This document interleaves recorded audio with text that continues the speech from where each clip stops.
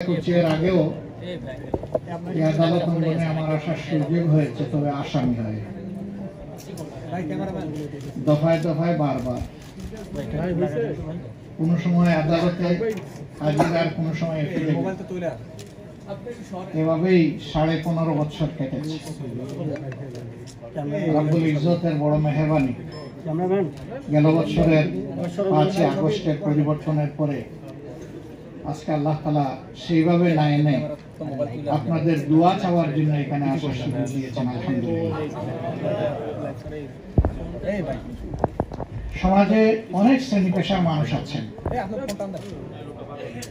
সাধারণত অ্যাড্রেস করতে কাউকে বিজ্ঞ চিকিৎসক, বিজ্ঞ প্রকৌশলী, বিজ্ঞ আপনার ব্যবসায়ী বলা হয়। একটা শ্রেণীকে বলা হয় বিজ্ঞ, এবং সেটা বিজ্ঞ আইনজীবী। বার এবং বেঞ্চ মিলেই বিচারটা নিশ্চিত হয়।